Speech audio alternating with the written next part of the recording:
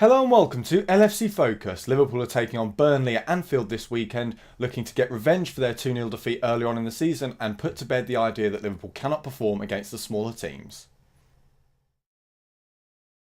So, as I just mentioned, Liverpool go into this game with a little bit of a point to prove because, as the last few results have shown, Liverpool do often put in their best performances against the big teams, or what we could now call the top six, and all 5 of their defeats in the Premier League this season have come against teams from the bottom half. So there is a bit of a trend going on. I think 8 of our 9 points that we've got so far in 2017 have been against top 6 teams, with the only other point coming in that draw against Sunderland right at the very start of the year.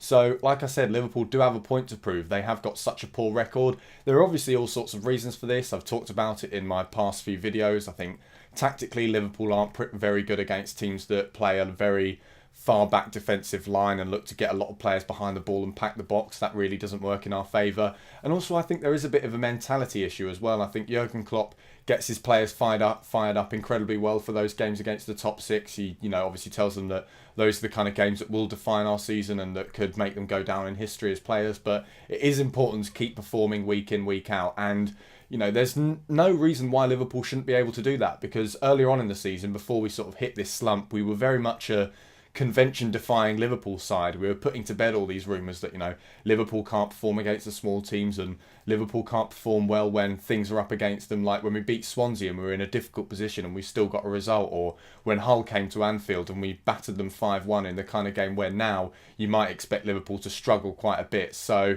I am quite optimistic going into this game.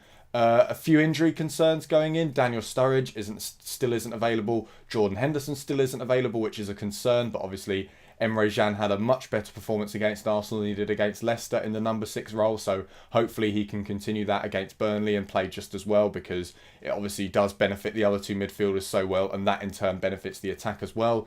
Roberto Firmino is apparently a little bit of a doubt, so I personally don't think he's going to play in this game, and that could work in Liverpool's favour really, because that means that it's quite likely that Divock Origi is going to be the player who starts up front for Liverpool. And while he isn't the best finisher at the club, that's Daniel Sturridge, and while he doesn't have as much flair as a player like Roberto Firmino, he's the closest thing that Liverpool have to a big target man. And whenever Liverpool have lost these games against the smaller sides, that's the main reason that people have cited as why they can't get the goals and can't put the games to bed, because they don't have this big player in the box who all they have to do is get the ball to in the box and expect him to score. And Divock Origi, he's tall, he's powerful, he plays Klopp's way, and while he isn't the best finisher in the world yet, he's a little bit sporadic. On his day, he is incredibly good at finishing from anywhere in and outside the box. And so hopefully, with a point to prove, giving him probably his clearest opportunity since he got that run in the side back last year when he scored in 5 consecutive games, hopefully he'll put in a good performance. And then onto the defence,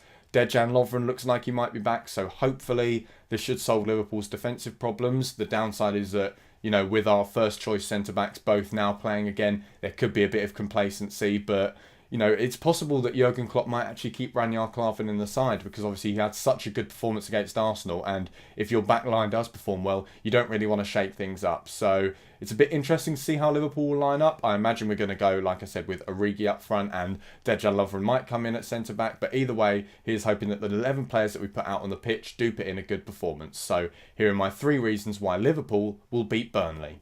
So first of all, as I said, these Liverpool players have a big point to prove now, because the summer transfer window is getting closer by every single week, and Jurgen Klopp in one of his recent press conferences did say that he was planning to take action in the summer transfer window and bring in more players and presumably get rid of some as well. So quite a lot of these players are playing for their future and, playing to put Jurgen Klopp at ease and think that he doesn't have to strengthen their position, because even if they don't get sold in summer, Jurgen Klopp might look to bring in a backup that could threaten their position in the next season. So hopefully these players, it's a bit of a kick up the backside for them. They start performing a bit better and hopefully improve their mentality in these games against the so-called smaller teams.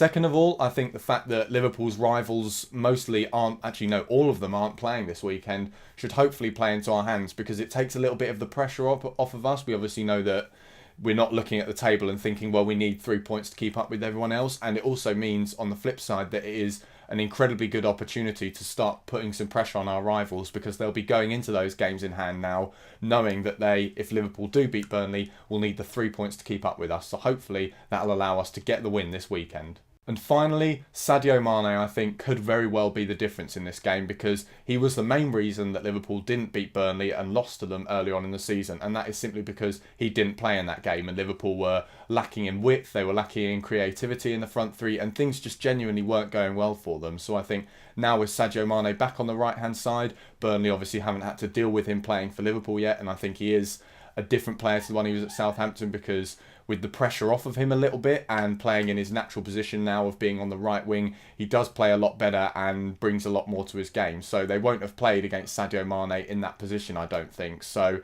hopefully, again, that can work in Liverpool's favour. I think he'll complement Divock Origi as well, because that means we have two incredibly pacey players in that front three. So we might expect Liverpool to see some counter-attacking, provided we can actually lure Burnley out of the box a little bit.